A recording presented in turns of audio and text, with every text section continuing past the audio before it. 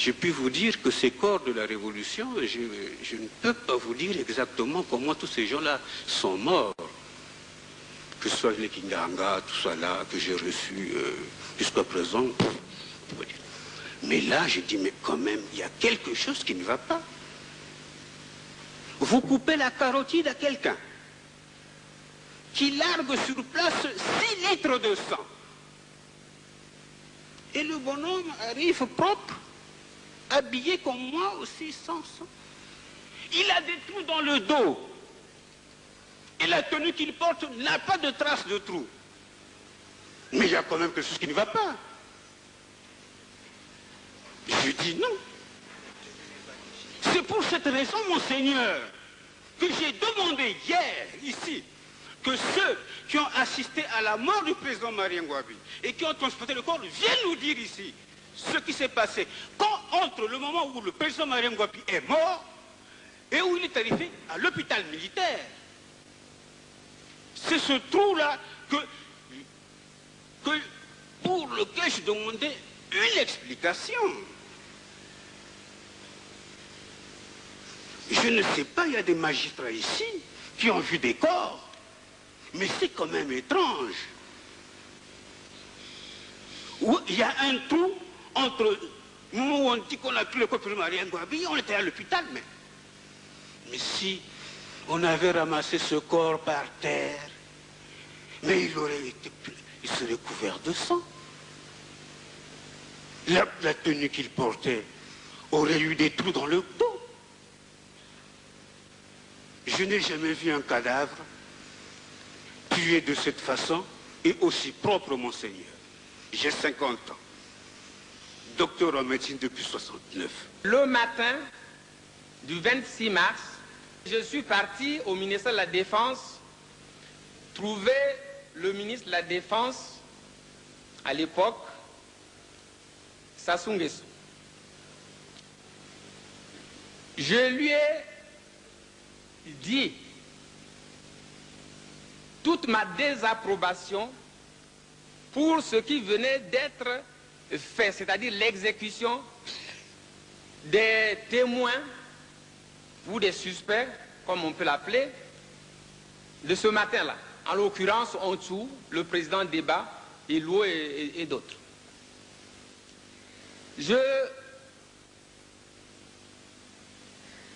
Donc je lui ai dit mon mécontentement et j'ai dit qu'il n'était pas possible, c'était pas admissible, c'était pas acceptable que cela puisse se passer ainsi. Dans la nuit, je suis venu vous rendre compte. Si vous pensiez que ces gens devaient être tués, il fallait nous avertir pour que la commission d'enquête continue les enquêtes et continue à creuser pour en savoir peut-être un peu plus. Mais comment se fait-il que je vous rencontre, vous ne me dites rien, je suis le président de la commission d'enquête, je pars, j'apprends que la cour martiale a siégé et a fait fusiller les gens, a condamné les gens à faire fusiller. Mais c'est sur quelle base que la cour martiale a siégé, puisque nous, de la commission d'enquête, nous n'avons pas encore déposé les conclusions.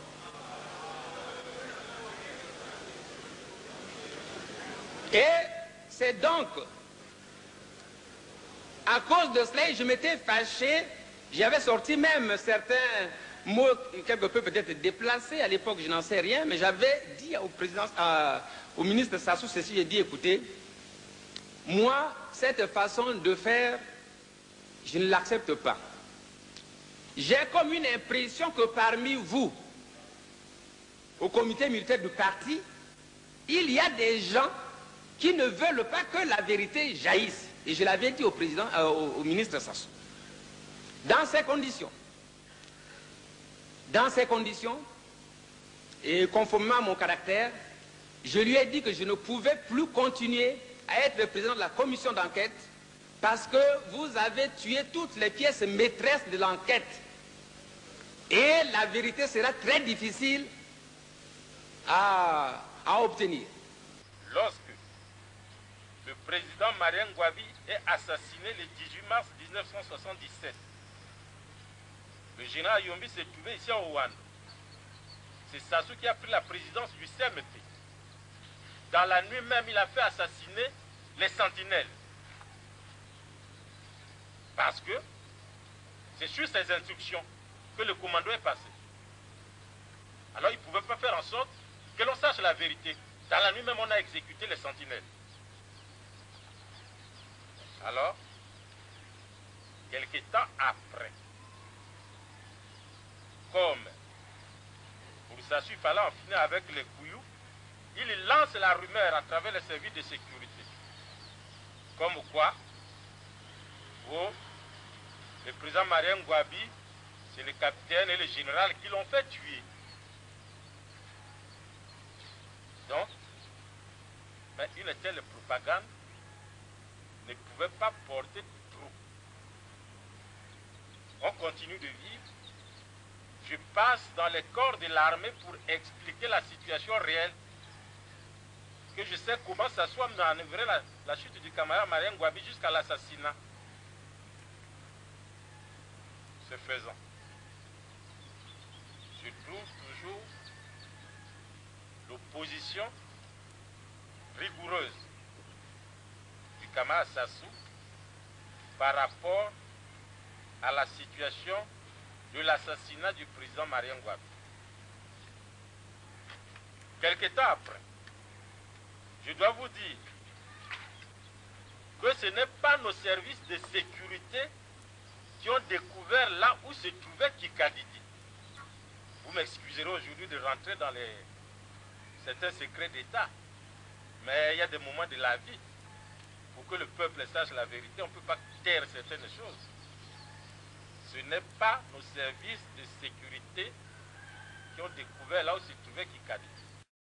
Or, Kikadidi a été reçu par le camarade Sassou avant. Tout juste avant d'aller monter l'opération de conduire le commando qui a conduit à l'assassinat du président Marien Ngouabi. Lorsque nous avons su là où se trouvait Kikadidi, la mission était de faire en sorte que l'on trouve Kikadidi vivant pour qu'il nous rende compte de son entretien avec le camarade Sassou. Voilà que dans la nuit, en sa qualité de ministre de la Défense, le président Sassou forme un groupe pour qu'au lieu de prendre le Kikadidi vivant, on l'exécute. Tous les secrets